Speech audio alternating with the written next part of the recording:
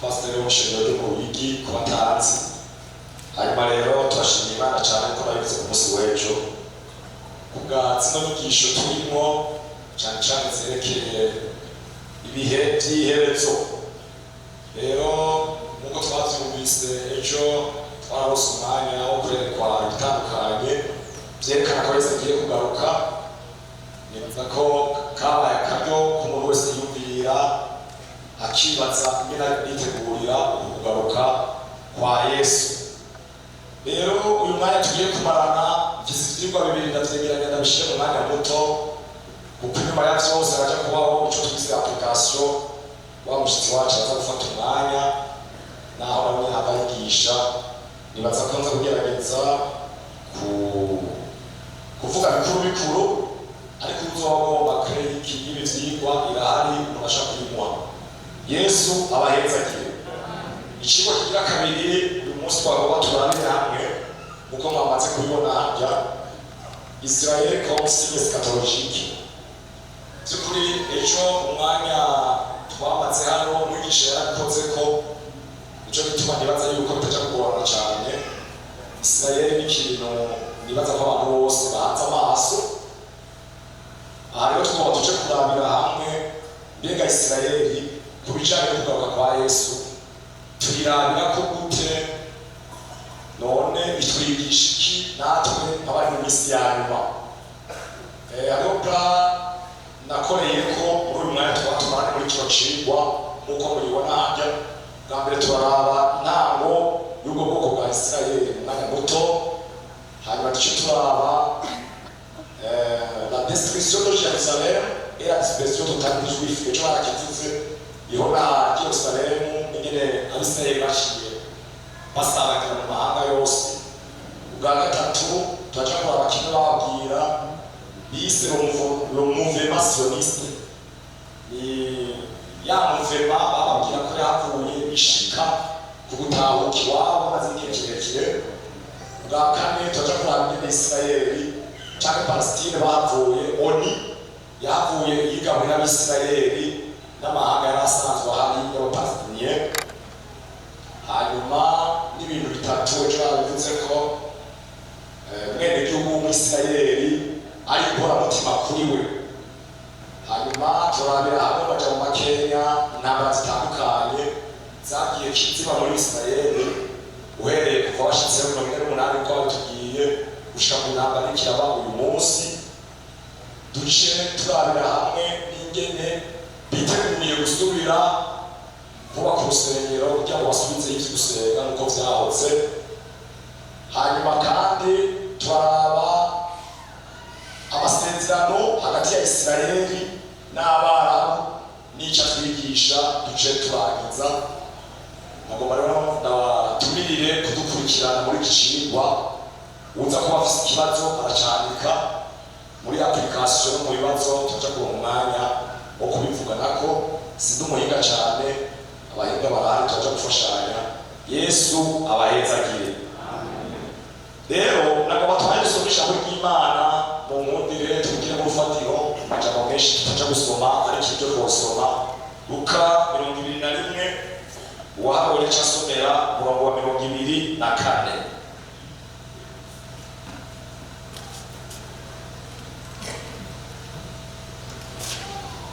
Chemomera mikoro wahabonye Luka 21 murongo wa 24.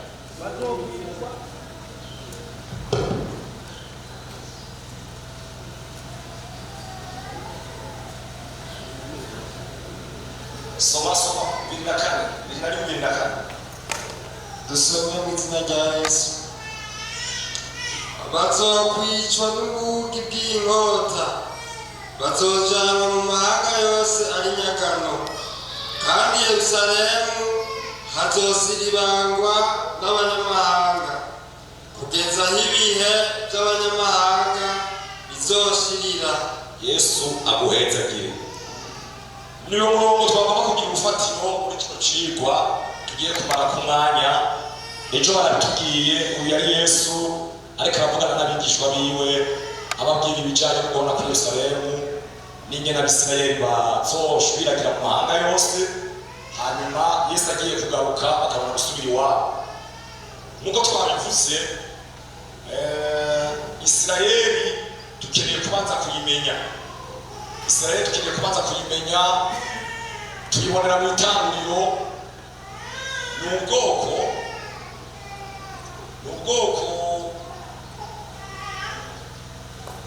buva kuri Aburahamu. Ni ubwoko buva kuri Aburahamu. Muravyibuka tuvuye mu gice cya 11, ndaca kugerageza kuretsima. Tuvuye mu gice cya 11 ejo barabyabwiye hamwe abantu biyegeranya kugira ngo bubake baca hejuru. Ejo barabivutse ni kuvuga ubugararije bwari busubiye kugwira.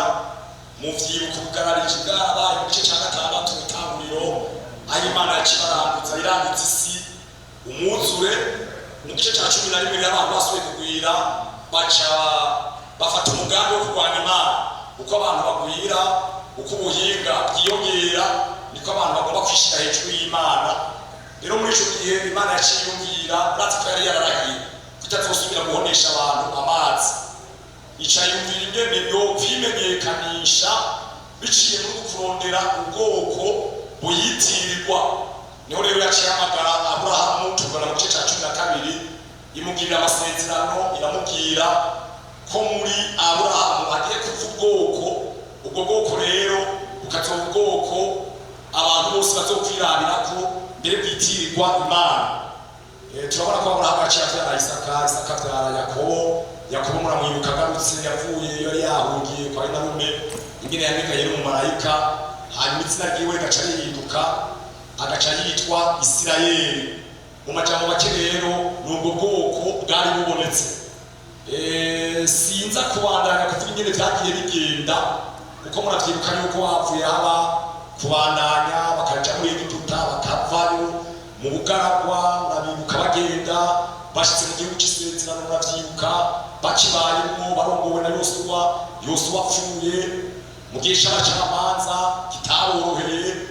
Ico kirenganye umwami wa mbere akarongora yitwa Sawuli. Ivyo vyose sinza kubivugako, ariko tugomba duce tubaraba rero mu gihe ca Yesu. Ni wa murongo rero twasoma, jewe wafashe mu mutima wanje, nagomvye ko twusangira umuntu wese ari ngaha, Imana ize kumufasha gutahura ko Yesu agiye kugaruka, turabiye ku byagiye bikurikirana kuri ubu bwoko bwa Isirayeli. Rero nagerageje kwerekana muresheje umurongo, muraja kumurikirana ngaha. Ndaza kwisunda cane bikuru ahasi ndahashimwa umutima cane. Rero namaze kuvuga Luka, nibaza ko hamwe se muhabona Luka 21 ku murongo wa 24. Nizere ko mwese ngaha muhabona. Twasomye ujya murongo Yesu ariko arababwira ko Yerusalemu hazokononekara, ntibumva ivyo ariko arababwira ivyo ari vyo. Mbere muri Matayo ejo baradusomeye ibijanye n'ugusambuka ku Yerusalemu. Ivyo vyose bazoba bafite icigwa birimo twarabiteguye. Hanyuma arababwira ko bazoja mu mahanga yose. Umunsi w'ejo umwigisha yarabikoze ko arababwira yuko havuye hagera igihe Abisirayeli batangura kugumukana. Intwaro yari isanzwe hari, murazi ko Uburoma ariko bwatwara isi yose aho yagera, kugeza aho Uburoma butagumye mu gacerere kubera vyari mu mugambi w'Imana, bugahava bugira ingingo yuko buja gusagangura Yerusalemu. Ubwo vyari muri plan y'Imana, umugambi w'Imana. Ivyo muravyibuka uwejo yabitubwiye. Hanyuma rero Isirayeli ico gihe baca basanzara. Mugabe ijambo agomba mvuga imbere yuko tukwinjira muri birebire, nirirya jambo rivuga ko bazoja mu mahanga yose. Hanyuma rero i Yerusalemu hagacasiriwe hamwe n'abanyamahanga kugeza igihe c'abanyamahanga kizoshira. Imbere yuko twinjira cyane, nagomba nkoresheje umurongo nabereke igihe c'abanyamahanga bavuze ngaha. Mu bisanzwe ababona ngaha kino gihe cyo hirya ukuwunye ni igihe hakora amategeko ya Mose, muca mubibona musomye muri ibyo bitabo vya Mose. N'igihe kandi hakora ibijanye n'ivy'ubuhereji, aho batanga ibimatsi ibi na biriya, muca mubibona. Aha rero ibi muzobibona neza ninasoma muri Daniyeli igice c'icenda uhereye ku murongo wa 27 haravuga ivy'amahiga 70. Sinja kubifata ku mwanya muremure cane cane ijana cenda na 17. Aho hose harya Yerusalemu hari ayo mahanga Israeli nayo yarashwiragiye. Muca mwumva ejo aho twari kumwe kuva mu mwaka wa 70 kugeza muri uyu mwaka hari hakiri abandi. Hanyuma rero nyuma yaho havuye haba yamuvema y'abantu b'Abisirayeli biyumviriye bati mbega ko tubayeho dushwiragiye ntabwo twitirirwa. Mugabe ivyo ngomba garuke gatonya bavyiyumviriye kubera iki? Bavyiyumviriye kubera ibihe vy'iwacu bisa n'ibigomba bihere. Iyumvire nawe kuva mu mwaka wa 70 mugabo bikaja kwiyumvirwa mu mwaka w'igihumbi kimwe amajana cenda 47 umwaka w'igihumbi kimwe amajana cenda 60 ushira 47 umwaka w'igihumbi kimwe amajana cenda 47 canke 40 na imbere gatonya na gatanu na kabiri 40 gutyo iyo muvema ihari batanguye ibikorwa vyabo vyo kugumuka biyumvira bati mbega twahoze hehe. Murabona iyi muvema sioniste yavuye itangura muri kijya gihe mubona harya mu mpera z'ikinjana ca 19 yari ifise umugambi wo gutegura no kwiyumvira ingene bazosubira iwabo. Kandi iyo muvema yavuye bamuvema ikomeye cyane kuko nk'uko mwavyumvise ku munsi w'ejo yavuye bashikana ku gusubira mu gihugu cabo bwite.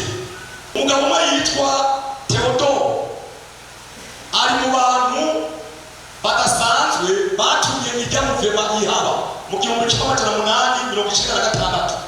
Kandi iyo muvema ihava irakomera cyane kugezaho vyavuye bibashikana ku gusubira iwabo.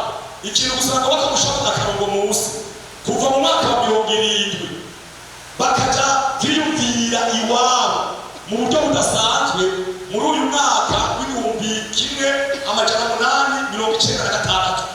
Muca mwumva yuko ari ububasha bw'Imana bwakoreye muri bo kubera Yesu yari yaravuze yuko bazosubira iwabo.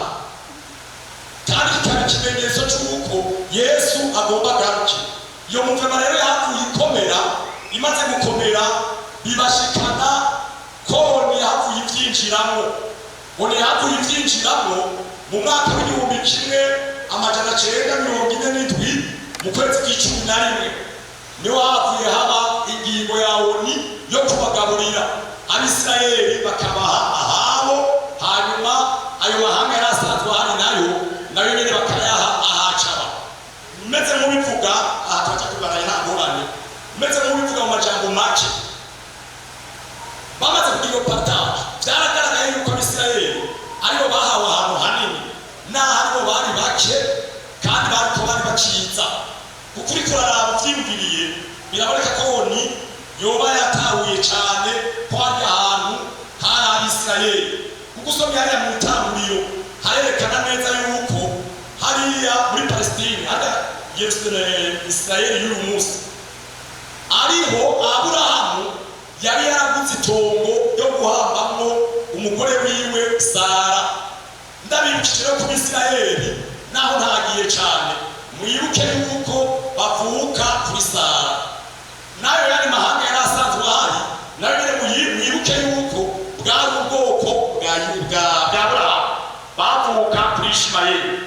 Mugabo hari haguriwe guhambwa nyinakuruza wabo nde Sara.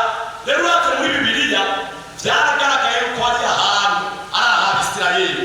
Nico gituma ONU mu ngingo yavuye ifata yavuye ihagaburira Abisirayeli n'Abapalestiniye nabo nyene bararonka aho bashobora kuba. Icyagiye gutangaza nuko ayo mahanga yari asanzwe ahari aribo bari benshi mugurati yarwo kwijana muri gishirwa birimo bazocikubira bakaraba ibiharuro kwijana barose hato Abisirayeli abariko baronka hanini. Ikindi noja kuvuga nuko irya Yerusalemu ya kera abenshi bazi ku izina rya Yerusalemu y'ubuseruko. Muri iyo partage yabaye Abisirayeli ntibaharose ngo haba habo, kandi n'Abapalestiniye ntihaba ahabo.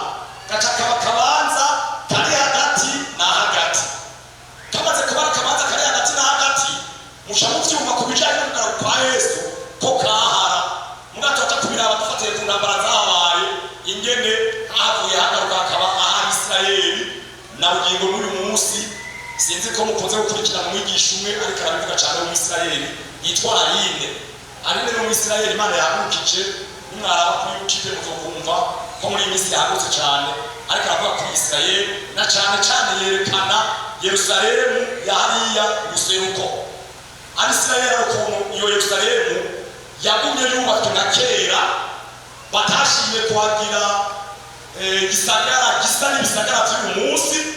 Basanzwe bafise rero n'iyindi Yerusalemu yubatswe mu buryo bugezweho, ariko aho hantu wacaga umukonyene kuko hari n'abacinga amahera cyane, kuko Bibiliya ifise icyo yavugako.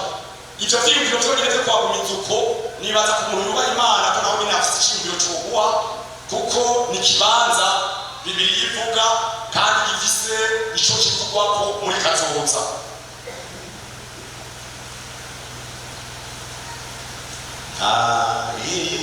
Intambara izoshira,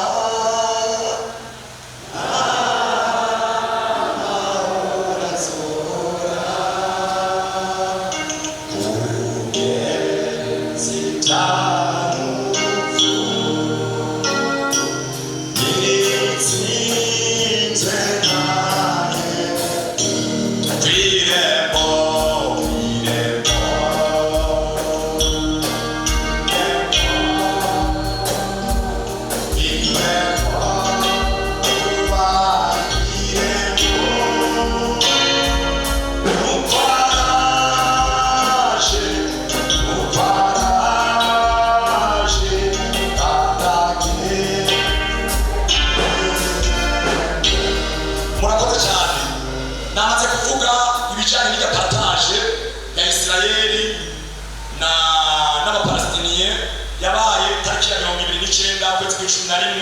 mu mwaka w'ibihumbi kimwe amajana cenda na mirongo ine n'indwi. Rero mu mwaka w'igihumbi kimwe mu kwa gatanu, mu mwaka w'igihumbi kimwe amajana cenda na mirongo ine n'umunani, niho Isirayeli bavuye bayiprograma ko nayo nyene irose umwitegevyo wa politiki independence. Kuva ico gihe uyu munsi Isirayeli irafise ubwigenge bwa politiki. Ivyo naco cyari ikimenyetso gikomeye mu vyo Yesu yari yavuze. Mumurikirane mwumva ko cyane abantu nahumva cyari ikimenyetso gikomeye ko Isirayeli izosubira kubaho nk'ihanga. Ivyo vyabaye vuba mu kwa gatanu itariki 10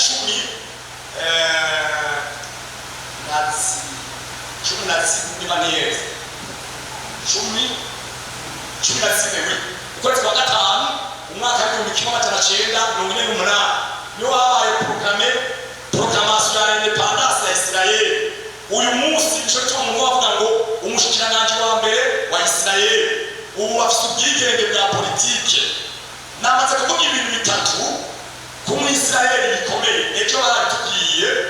Icambere ni isi yabo, kuba rero barasubiye iwabo ku Isirayeli ni ikintu gikomeye. Ikigira kabiri ni gisagara cyabo cera Yerusalemu, ndaja kubereka naco ingene bagishitsemo. Ikigira gatatu arico bagisigaje kandi bariko barasatirira cyane, ni ingene basubira gusenga kuma kwa kera, urusengero rugasubira kubaho. Mu majambo make bibiri biramaze kubaho. Kuva 18 bari wabo ku Isirayeli cyo n'ikintu gikomeye.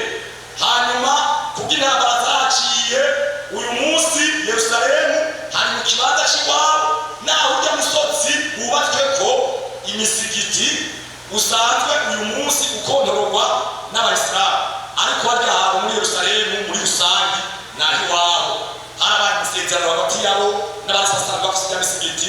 Urumva rero ko ibisagara uyu munsi kera Yerusalemu bakirimo. Ndabibukije gatoya musubije ubwenge inyuma ku ntwaro ya Trump ya mbere muribuka yuko mu ngufu yakoresheje nyinshi Yerusalemu hasubiye kuba igisagara, kandi mucamwibuka ko Isirayeli cyari igisagara kijyanye n'icyo gusengwa. Uyu munsi rero Yerusalemu kubera ingufu za Trump ahagurukijwe n'Imana, uyu munsi ni umugwa mukuru, ni kapitali nk'uko byari byarahoze bihari, kuko Imana igomba gukora irafise abantu benshi ikoresha kugira ngo ibintu byayo ntibihere mu rutendeko. None rero bariko basatira uyu munsi ni ingene basubira gusenga kumwe bahoze, kandi navyo nyene muraja kubona ko basa n'abahejeje kubitegura. Nico gituma umuntu wese ari hano yagiye ubuntu n'Imana adakwiye kwiyumvira ngo Yesu acatevye. Yesu ntagitevye nk'uko nabiberetse kuri wa murongo werekana ibihe. Jewe niyumviriye mbere ko twadusigaje akantu gatoya tutazi umwanya wako kugira ngo Isirayeli isubire mu vyayo natwe tugiye. Yesu abahezagiye. Isubire inyuma gato musome hariya muri Zaburi igihe batwagwa kw'inyagano, ivyo nabisimvye ariko nibaza ko benshi mubizi ko hageze igihe bakagaraniza Imana ubw'Isirayeli ugashingamo kubiri, akaba ubwami bwa ruguru ariko bwaciye bwitwa Isirayeli, n'ubwami bw'epfo bwaciye bwitwa Ubuyuda. Mu bwami bwa ruguru havuye hagera igihe Imana irababara kuko bwobwo kuva ku mwami yatanguye kurongora habayeho schisme, ubwami bwigabuyemo kubiri. Kuva kuri uwo mwami Yerobowamu bagumye basenga ibigirwamana, Imana yagira babara ku buryo mu mwaka w'amajana ndwi, bavuga yuko bari mu mwaka w'amajana ndwi na 21 abandi bakavuga na 22, abagerageje kugira ubushakashatsi, Imana yaciye ihagurutsa Abashuri baratera ubw'Isirayeli babatwara kw'inyagano. Hanyuma Abayuda baba barabaye iwabo, mugabo nabo nyene harahava hagera igihe haciye nk'imyaka 115 Abisirayeli baragiye. Ubuyuda murumva ko bwatevye gatonya bitewe n'uko abandi bamwe b'Ubuyuda bari abami bubaha Imana. Abubaha Imana rero ivyo vyaca bitera Imana kubanza kwihangana. Nico gituma dukwiye gusengera abaturongoye. Uyu mutima turiko turabona wo kubaha Imana, ejo barababwiye kuri Covid, umwigisha yabwiye ingene vyamukoze mu mutima, ingene Burundi bwafashe ingingo nziza tukaguma dusenga mu gihe ibindi bihugu vyose vyibereye mu vyabo. Kya ni ikintu gikomeye Imana iraba iyo umwami yubaha Imana. Nagomba ndababwire ko ico gihugu kiba kigize amahirwe, kuko ntabwo utava ku Mana. Nico gituma Bibiliya itubarikira gusengera abashitswe hejuru bose. Rero hageze igihe rero nabonye batwawe kunyagano Abayuda inshuro zitatu. Ubwa mbere batwagwa mu mwaka wa 306 ariho Daniyeli na bagenzi we baciye batwawe kunyagano Babuloni batwara. Ubugira kabiri baca baragaruka kandi kubera kubaha Imana kwagumye kutaboneka. Abandi barongora ico gihe vyaragoye, kuko ubwo bwa mbere hari harongoye umwami yitwa Eliyakimu atubaha Imana. Ivyo rero bica bituma Imana ibarekurira mu minwe y'abasi. N'ubugira kabiri vyavuye biboneka ko naho nyene Imana itokwihangana, baca baragenda. Niho na Ezekiyeli tubona mu gitabo c'ubuvugishwa yacagenda yagiye mu ncuro igira kabiri. Ubwa gatatu baragaruka baca bavaho na Yerusalemu bagizenye bayisangamuye. Nagomvye kuvuga iki? Uraze muri Zaburi haragera igihe abo bubaha Imana bagiye hariya nabo ntibari bake. Murabona ba Ezira, murabona ba Esiteri, ba Nehemiya, n'amatsiko ba Daniyeli n'abandi. Haragera igihe abubaha Imana bagiye bagatwagwa kw'inyagano bakwegewe n'abanyabyaha. Haragera igihe bagaturikisha bakarira kubera batakiri iwabo. Yerusalemu batakiyibona, batakikora ivyo bahora bakora mu rusengero. Mbere abantu bakaza bakabagaragaza bati nimuririmbe kuko mwahora muririmba. Mugabo Bibiliya ngo inanga bari barazimanitse, nta buryo basubira kugira umunezero kandi bari kure yaho bategereza kwitegereza, kandi ivyo navyo bikaba vyari vyavuye ku Mana. Ariko inyuma yaho mu myaka 70 iheze nk'uko Yeremiya yari yabivuze, baragarutse barasubira iwabo barubaka urusengero, vyose birashishikara. Yamajambo tuko turavuga ko ico gihe baza bahari Yesu igihe yavuka niho banaho nyene ubugararika umutima yabo bwagumyeho kugeza aho banamwishe. Imana igaca yemera bagaca bashwiragira mugabo ivutse yuko Yesu avuze yuko bazogaruka ari n'ikimenyetso ko Yesu nawe azobagomba agaruke. Nariko ndasigura ko ibyo bintu bitatu tugeze ku ntambara. Intambara zagiye zikurakuranwa mu Isirayeli ni nyinshi, two zivuga ko zose murakoze. Hari intambara zitandukanye zagiye ziba, kandi izo ntambara zose zaba zifise icyo zivuga. Ndagomba kuvuga ku ntambara ijya guerre de 6 jours, intambara yamaze iminsi 6 yabaye itariki 5 kugeza itariki 10 z'ukwezi kwa gatandatu 1967. Iyo ntambara yabaye intambara idasanzwe yopoza Abisirayeli, muzobishishira muzovyibonera, na Cisjordanie, non plutôt Abisirayeli na Egypte, Syrie na Jordanie. Nukuvuga Egypte na Syria na Jordanie bagwanye na Abisirayeli, Imana ishiba ku ruhande rwa Abisirayeli. Iyo ntambara yamaze iminsi 6 niyo yatumye Abisirayeli bashobora guca bafata cya gisagara, kuko yabaye intambara idasanzwe, kuko wari umugambi w'Imana na cya gisagara nababwiye cyahoze cyubatsemo urusengero gica kigaruka iwabo kugeza n'isaha ko uyu munsi kiri iwabo. Icyo nacyo ni ikintu gikomeye kuba twaranyumviriza. Byumvikana ko ku Bisirayeli muri bya bintu bitatu basigaje n'ingano, basigaje kimwe nacyo nyine bariko baragisatira, n'ibijyanye n'uko basubira gusenga uko bahoze. Naho havuye hasubira ku yindi ntambara mu 1973, Egypte na Syria bababajwe n'uko ya ntambara yaheruka kuba y'iminsi 6 bagezwe ahantu haniniya, baragerageje kwigarurira ahatari hato, mugabo Yerusalemu doreste ntibigeze bayigarurira. Ntibyari gishoboka kuko wari umugambi w'Imana bijanye n'Imana yari yaravuze. Muravyibuka muri Zakariya naho tutaje kubasoma, yari yaravuze ko Yerusalemu hazosubira kuba ku bisagara, mbere hakazoba n'ingoro ariko twatubone mu mwanya. Ivyo bari babivuze na Yesu ataraza, hanyuma barashwiragira amara cyagenda babwira kingana kuraho kuva mu 70 kugeza mu mwaka w'1948 aho rose independence. Urumva ko munini, mugabo kubera Imana irindi ijambo ryayo kugira ngo irishitse, byabaye ngombwa ko Abisirayeli n'isaha n'uyu muntu utariko ndavuga bari iwabo. Izi ntambara abazogira ubuntu n'Imana bagasaba igiciro muzovyibonera. Nibaza ko tutobifatira umwanya munini. Hari intambara nagomba kuvuga iri kiraba uyu munsi, abantu benshi iteye ikibazo baza kuvyibonera, baza kuba bavuze kare. Intambara iri hagati ya Isirayeli nande sawa. Irya ntambara abantu benshi bariko barayiyumvira ko mbere nanagoye gusigura cyane, mugabo abahinga barafise ukuntu bavyimvira bakoresheje Bibiliya.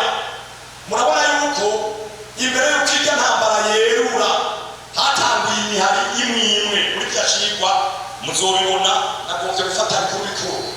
Imihari na Hezbollah na Hamas nivyo vyatanguye, nami nakurikirana umwigisha umwe ariko aravuga ingene Irani ari umustrateji akomeye mu mugambi yari yarihaye wo kugira ngo isambure Israeli. Kuko kyaciyumviro si cejo bundi intambara itanguye, niba ntiyenze ngo yatanguye muri 2023 gutyo, muraja kubibona. Ni iciyumviro cyari kimaze igihe kinini cyane. Nagerageje kwerekana muri iki cigwa Irani bimwe mu by'abahinga bibaza vyoba bituma muri yo iguma yiyumvira ko Isirayeli yoyimara. Narayikurikiranye nsanga usome mu ijambo ry'Imana, nizere ko gahabona byihuse, hagira umuntu asomera Itanguriro 36.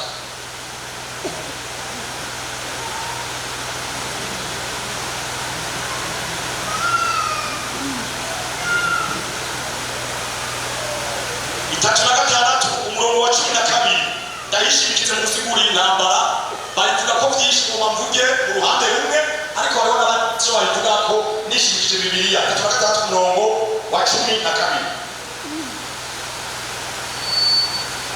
kandi Timuna yari inshoreke ya Elifazi mwene Esawu. Elifazi abyarana nawe Amaleki. Abo ni bo ba Ada muka Esawu. subiramo. Kandi Timuna yari inshoreke ya Elifazi mwene Esawu. Elifazi abyarana nawe Amaleki. Abo ni bo buzukuru ba Ada muka Esawu. Yesu aguhezagire. Ndabona abantu bego batagiye gusinzira. Mundamutse. Yesu abahezagire. Murakoze cyane. Ufate kuri uyu murongo urashaka kumbwira itumi ry'intambara ishobora kubirikiraba naho hariho n'abandi biyumvira bafatiye muri Ezekiyeli 30 kandi naho haravugwa ibijyanye n'ibishobora kudufasha kwiyumvira mu bundi buryo bw'intambara. Murabona ko uyu Elifazi yarasanzwe ari umwana wande wa Esawu. Esawu yavanye iki na Yakobo? Samwe baravukana. Mbega Esawu na Yakobo bapfiki za Yakobo yivye umugisha nde Esawu. Rero Elifazi yavuye abyara umwana yitwa Maleki. Kuri Maleki ya Yakobo haba inkomoko y'Abanyamaleki. Abanyamaleki bo bakurikirane kuva Isirayeli ikiva muri Egypte. Murazi ko batangiriye Abisirayeli icyo bapfa mu cyamucumba. Hanyuma Abanyamaleki turasubira kubabona mu gihe cy'ubuperesi. Ubuperesi ari bwo burongora isi yose, aho haguruka umugabo umwe yitwa Amani yari Umunyamaleki, agira umugambi ugayitse wo kurwanya Imana mu guheregeteza ubwoko bwa Isirayeli bw'Abayuda, mbere n'uruhusha aronka mugabo kubw'umugambi w'Imana kuri Isirayeli. Ahanaga murabwire burya Isirayeli hariho umugambi ukomeye w'Imana muri kazoza mu ntwaro ya Yesu, aho sinja kwinjirayo. Nicyo gituma uwo mugambi Imana yawurwaniye. Mbere muribuka ko na Yesu yavutse mu Isirayeli. Satani yariko aragerageza kugira ngo arabe ko na Yesu atovuka, mugabo Imana igwanira umugambi wayo. Burya Imana igufise ko umugambi naho isi yose yokwasama nacuba n'abadayimoni bovira hasi rimwe, Imana n'umuhinga akomeye wo kurwanira umugambi wayo. Muribuka yuko Hamani byamutekukanye bikarangira ariwe biyitanye. Rero ubuperesi muraja kubyisomera. Ubuperesi usomye bavuga yuko mu mwaka w'1935 hari izina ubuperesi ryahinduka rica ryitwa Irani y'uyu munsi mwumva. Urumva uyu munsi twumva Irani ariko hahoze ari ubuperesi. Muca mwumva ko ubuperesi hari hasanzwe hari iryo hanga ry'Abanyamaleki. Hasanzwe hari iryo hanga ry'Abanyamaleki. Abanyamaleki niba mwarikurikiranye mugaca mubona abadesanda abapfa kuri Esawu. Esawu nawe akaba afise ico bapfa na Yakobo. Muca mwumva yuko ako kantu katahetse.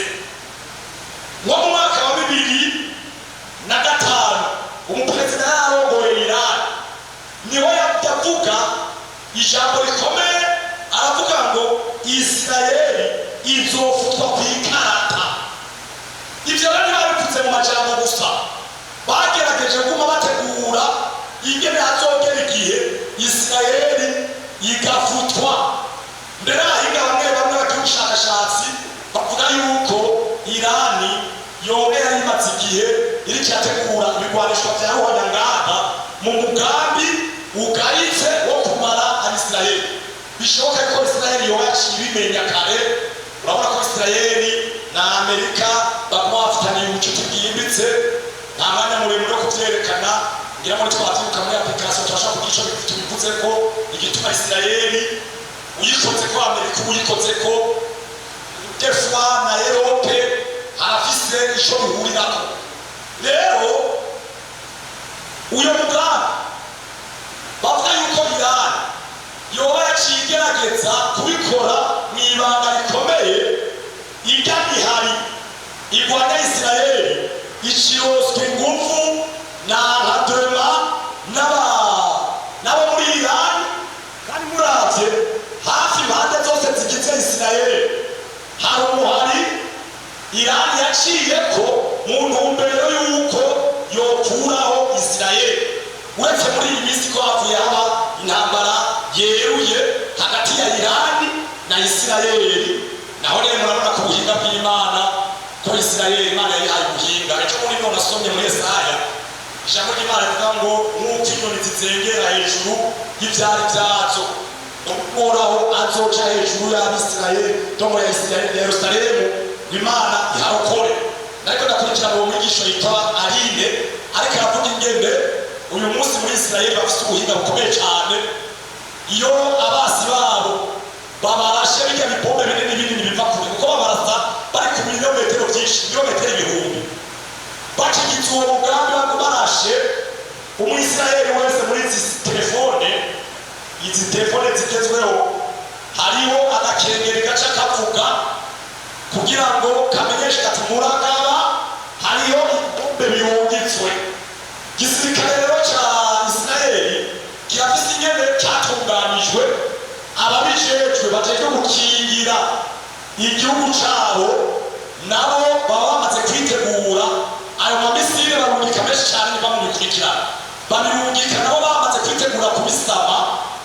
Uravye Arina arerekana neza mbere avyerekana Arina yari akerekana ati aya mabomba aherutse guterwa barayasamye, imwe gusa canke zingahe zashoboye kugwa ngaha zihitana ibiri, ariko arasigura yerekana ingene Imana ikomeye mu kuzigama Abisirayeli.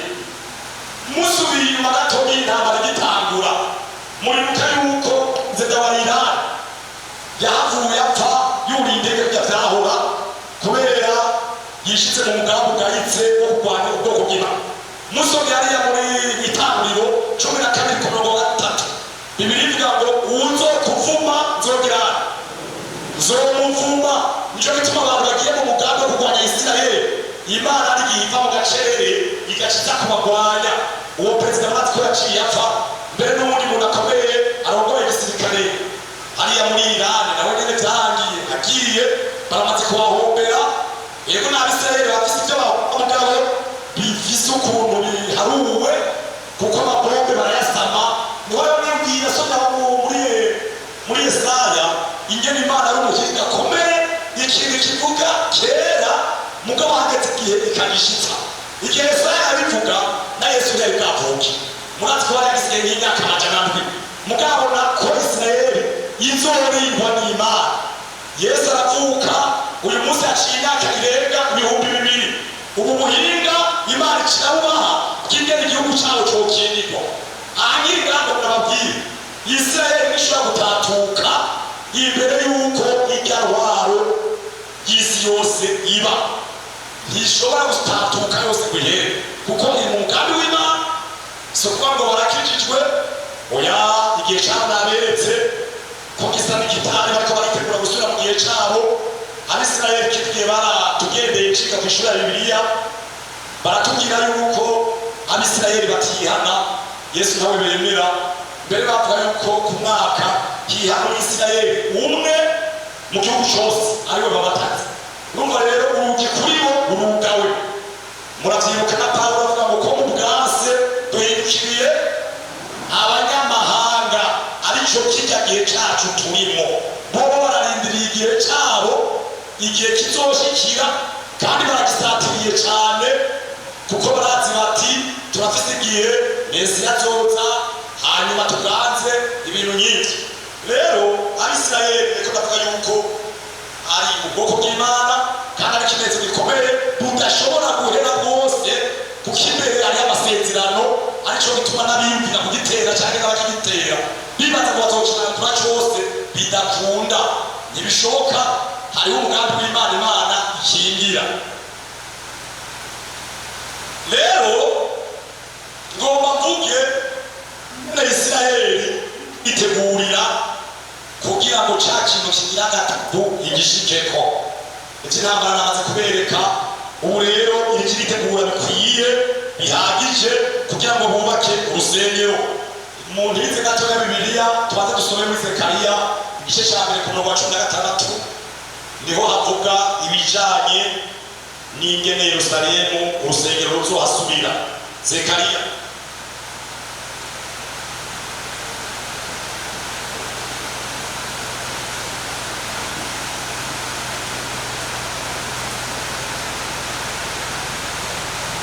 Zekariya wawe yakagusomera igice cya mbere asoma umurongo wa 16 n'umurongo wa 17.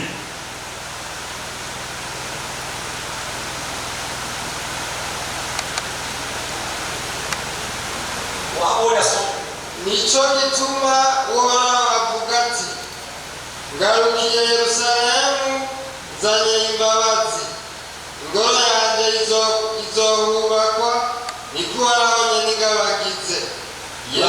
Urakoze ingoro yanjye izogirane izohubaka nyiri ngaha ngomane nsubira inyuma gatonya nari nababwiye umwami yarongoye ubwisirayeli ubuyuda Isirayeli bwo mwaka mu mwaka w'amajana 221 uko bamwe bavuga abandi bakavuga 72 bihenda gato nibaza ko ari muri iyo myaka nyine. Ubuyuda rero nababwiye ku bwambe batwawe kunyagano nari navuze umwami Eliyakimu nihenze. Eliyakimu yari umwami Jojakimu mu Kirundi sa Yehoyakimu. Ubugira kane naho hari harongoye umwami yitwa Yehoyakina. Ubugira gatatu ari naho urusengero barusambuye hari harongoye umwami yitwa Sedesiyasi. Ico gihe mbere n'urusengero bacarusambura, bamaze kurusambura bacatwagwa kunyagano bamara imyaka 70 baragaruka basubira barabaho bibankiya. Hanyuma uwitwa Herode arashariza urusengero bari bamaze kubaka, kuko urusengero bavuga rwitwa urugira kabiri. Urwa mbere urumva ko rwasambuwe na Nebukadineza. Bagarutse bavuye mu kinyago abaje ubwa mbere kuko bagarutse inshuro zitatu bari barongowe na Yosuwa nk'umuhereji mukuru. Bari bagarutse baca barubaka. Imana akoresha Kuro aratanga itegeko basubira iwabo, hanyuma bubake urusengero. Muratsi ko barutanguye bakarubatesha mugabo barabandanya urwo rusengero rurahaba. Hubatswe urongoye wacarongoye bya politike yari Zorobabeli wararongoye mu by'ubusengo kuru Yosuwa. Ntimumubwirane na Yosuwa wawundi umwe yabafasha kwinjira igihugu cy'isezerano ryari yageje ni Yosuwa umuhereji mukuru. Ubwo rusengero barabwubaka rugira kabiri rurahaba. Rero Yesu igihe yaza wari rwarononwe mu gihe imbere ko Yesu aza n'uwitwa Antiyokisi Epifani. Hanyuma Herode ararugira neza ararushariza rwarakayangana. Musoni yari muri Mateyo 24 nabo nyene haragiye bagwishimira bati murabona urusengero bereka Yesu ingene ari kwiza. Bavuga yuko yari yarututse neza imyaka 60, imyaka myinshi 46 wari kwiza cyane. Mugabo barusengeramo bari barononekaye. Muribuka Yesu ariko aragenda Yerusalemu abonye igisagara arakirira bobo bishimana gusa. Ubwo rusengero mbere rwari rusharije ariko abarusengeramo murazi yuko hari igihe badandarizamo bari barabihindaguye. Imana nta gaciro yari igifise, aricyo gituma naho twokubaka ibintu bikomeye n'isengero zidasanzwe akaba ari tudushiramo ingufu abazisengeramo tutarose imyanya nk'iyi tukabishiramo uburyo kugira ngo abantu babe bemera n'Imana. Izo sengero naco zoba zikoze ku Mana byasaba yuko twebwe abantu b'Imana dutegurwa neza, aricyo gituma mubona ibi bintu twebwe tukabishiramo uburyo kugira ngo abantu basengere mu ngoro Imana ibona ko imitima yabo ari myiza. hanyuma rero n'inyuma kuko bakabaheza n'ibidukikije bikaba byiza ariko cyane cyane imbere rero umaze gusambukwa naberetse ko haciye haca ayandi mahanga rero Yerusalemu gushika uyu munsi bariko bitegurira ico kintu kigira gatatu isi yabo barayirimo uyu munsi Yerusalemu barashitseyo naho nyene kigira kabiri ubu rero urusengero nk'uko vyari vyavuzwe na Zakariya nivyo bariko barasatira rero muri ibi bijanye rero no kwitegurira kubaka urusengero hariho vyinshi bimaze icambere nacise identification des descendants de la tribu de Lévi et de Kohanim harageze igihe wumva ko baje bavanze ndabasubije inyuma gatonya abantu bari bemerewe gukora ivy'ubuhereje ubwa mbere wari umuryango wa Lewi mu nzu kwande kwa Aroni vyasabwa rero ko ico kintu nabo bagikoreramo namwe nakurikirana inyigisho y'umuhinga umwe yabikurikiranye avuga yuko umunyamerika umwe yagerageze kugira ubushakashatsi no ngaha birimo chromosome Y barayibonaka kugira ngo ashobore kumenya mbega muri aba bagarutse bose muri aba ngaha Abalewi ni bande ivyo arashobora kubitora Abalewi arabamenya asigarana ikibazo kivuga kiti none muri aba Balewi ko bategeza gukora ivy'ubuhereje bategeza kuba bo mu nzu kwa Aroni ni bande ivy'ubushakashatsi bwarabaye navyo nyene arabitora hanyuma hacaca rero ikibazo kigira kabiri kwitegura ingene rero abo bantu bo kwitegura ingene bazokora ivyo bihigo ivyo ibicanye n'ubuhereje nk'uko bari basanzwe babikora nico bituma rero uyu munsi bavuga ko abashika nk'ijana bava mu nzu kwa Aroni boba baragize imyimenyerezo y'ingene bazohereza mu gihe cabo njana bibutsa mu gihe cabo n'iryari ni mu gihe twebwe igihe cacu kizoba caheze ubu baza baramaze gutegura abazokora muri kino gihe ahangira ngo umuntu wese aca yiyumvira mbega washa gusigaza igihe kingana iki bo ku bwabo ibiberekeye bariko barabikora abo bantu barabateguye ikindi kimaze kuba bamaze kwegeranya ibikoresho bimwe bimwe vyakora mu ngoro y'Imana kuko bavuye bashira ico bise Institut du Temple iyo Institut du Temple imaze kujaho baragerageje kurondeza ibintu vyahoze bikora mu ngoro y'Imana ubu bavuga ko bamaze kuronka ibishika 70 nayo ibikoresho bimwe bimwe muribuka igicaniro c'ibimazi muribuka kigarigari muribuka itegeko kwa matandwi n'ibindi bitari bike muri rero bimaze kuboneka byumvikana ko bo kubirekeye bariko barakora rero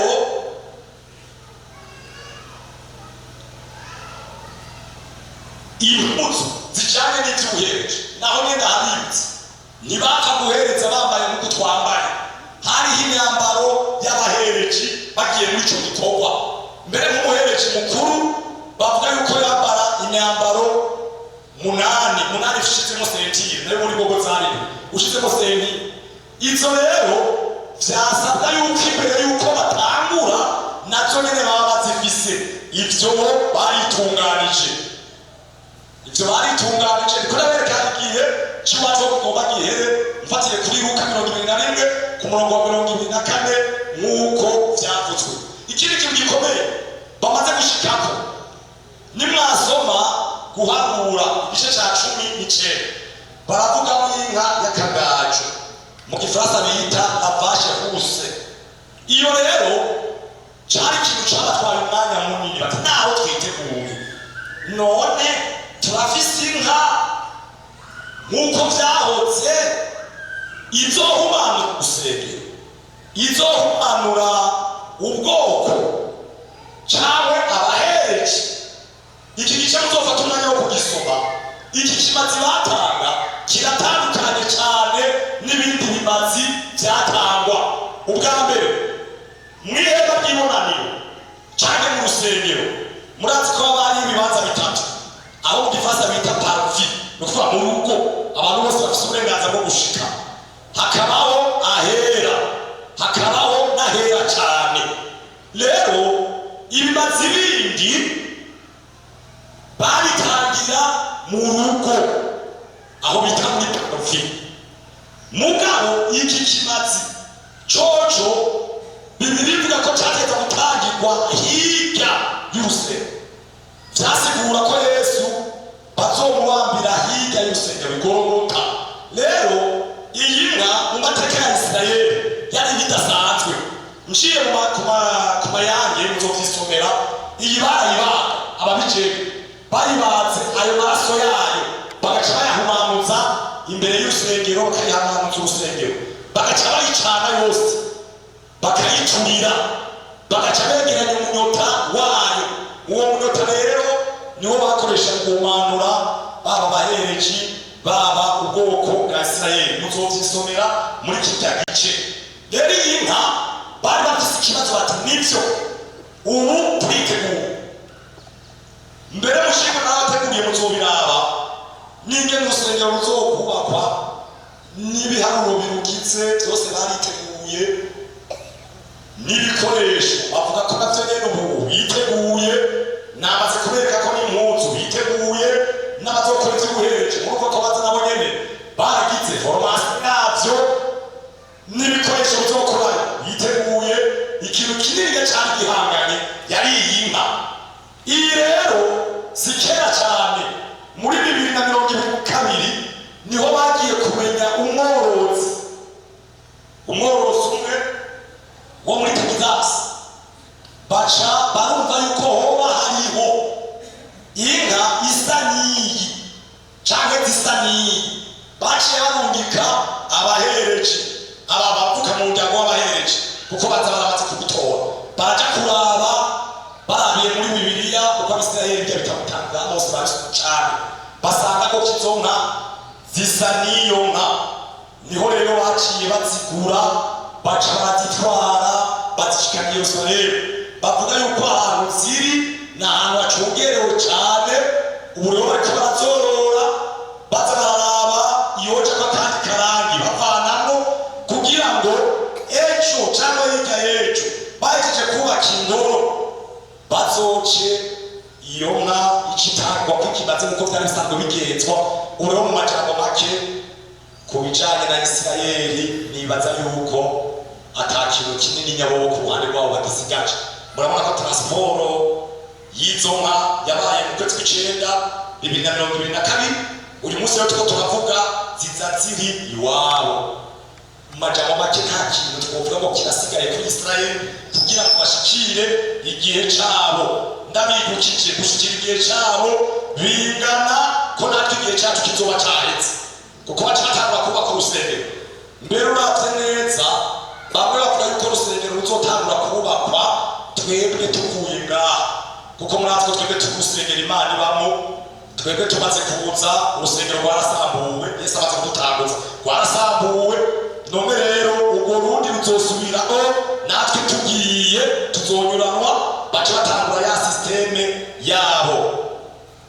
Yesu ashishikare kubatahuza y'amajambo. Leo nagomba tuvuge gatonya ku bijanye n'amarezakoro zabaye ziko ziraba canke zabaye hagati ya Isirayeli n'ibindi bihugu cane cane mu monde arabe. Ivyo sivyo cyari rwasengero bazovyisomera. Hari nambari zoshira na ahora zora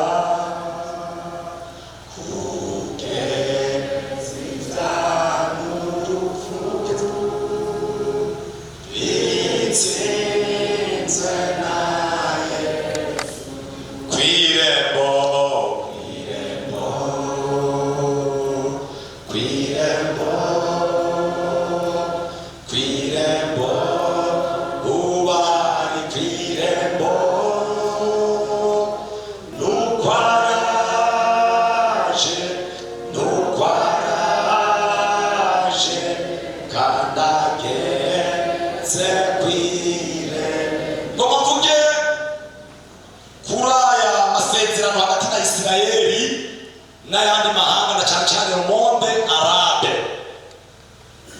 imbere y'imyaka ya 2020 hari amasezerano menshi yabaye kuva Abisirayeli basubiye iwabo, ariko cyane ko mamere kubera aya makoro bise akoro d'Abraham 2020 kubandanya. Aya masezerano hagati ya Isirayeli n'ayandi mahanga ubu aramaze kuba menshi, kandi aya masezerano bise akoro d'Abraham n'amasezerano y'abahagarikiwe na Amerika na cyane cyane Trump.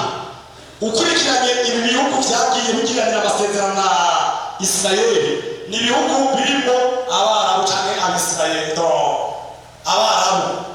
Rero mugasha mwibuka mu itanguriro ko Imana yari yasezeraniye na Ishimayeli kuzomuhezagirwa. Mbere aravuga yuko Ishimayeli na Isaka bazosubira kugiranira amasezerano. Ibi bihugu rero by'Abarabu byagiranye amasezerano na Isirayeli, abenshi muri bo muca mubona yuko arabo kwa Ishimayeli. Byumvikana icyo jambo ryavuzwe n'Imana uyu munsi cyashitse. Abisirayeli na bava kuri Isaka n'abava kuri Aburahamu bava kuri Ishimayeli bazogiranira amasezerano. Icyo ni ikintu cya mbere. Ikigira kabiri, ayo masezerano hagati y'Abarabu n'Abisirayeli abahinga barafite ikindi bayavugako, kuko nuko mwabibonye ko hariya Yerusalemu hafi yafatwa n'ayandi mahanga kugeza aho mu mwaka w'amajana nyuma ya Yesu bahubatse iby'amasigiti ya uyu munsi ibyo nyine bita Al-Aqsa, nayo urabona ko ari y'Abarabu. Abantu bafite ikibazo bati none ko urusengero rutegeza kubakwa harya nyine hakaba hari umusigiti bizogenda gute? Abashakashatsi bamwe bibaza bati aya masezerano ariko araba hagati ya Isirayeli n'Abarabu arashobora kuzoshika ku kumvikana kwa Abisirayeli baroswa harya ahantu hari imisigiti bagaca bahubaka urusengero rwabo. Icyo ni kigira kabiri abantu biyumviye. Icyambere cyo cyumva ko ari amasezerano hagati y'abo kwa Ishimayeli n'abo kwa Isaka, kuko byari byaravuzwe n'Imana. Ikigira kabiri bagira bati ayo masezerano ashobora kuzotuma urusengero rwubakwa harya hari umusigiti byavuye mu masezerano. Ikigira gatatu kandi gikomeye bavuga bati aya masezerano ariko araba ategura amasezerano akomeye uzobatwara isi yose muri guverinoma mondiale azohava aza kwemeza.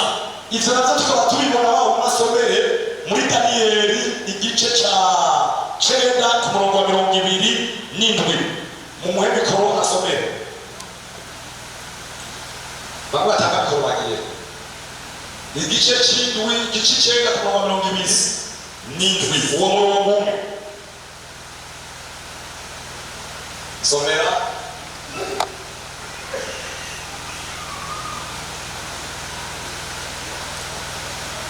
kandi azosezerana abenshi isezerano rikomeye kumara iyinga rimwe, niryagera hagati azokuraho ibimazi n'amashikanwa, ugeseza azoza kw'ibaba ry'ibizira. Yesu aguheza ati azogiranira amasezerano n'abangahe na benshi. Iyo kigira gatatu ivuga yuko ayo masezerano ariko araba ategura ayo masezerano azokwemezwa n'uzobarongoye isi yose, nawe nk'uko muzi ni Antikristo. Ngo azogiranira amasezerano na benshi kumara iyinga rimwe, ni ya myaka nabereka ngaha ishika ndwi. Twebwe tuzoba tuza twaravuye ngaha. Usomye mu rurimi rwa gishitsi uwo murongo ntibavuga ngo azogiranira amasezerano, bakoresheje ijambo rivuga ngo azokonfirma amasezerano. Ni ukuvuga umuntu aza gukonfirma mu kirundi ni ukwemeza ivyamaze kugira vuhaba. Aya masezerano rero bise amasezerano akoro abrahamike, bavuga yuko ariko arategura aya masezerano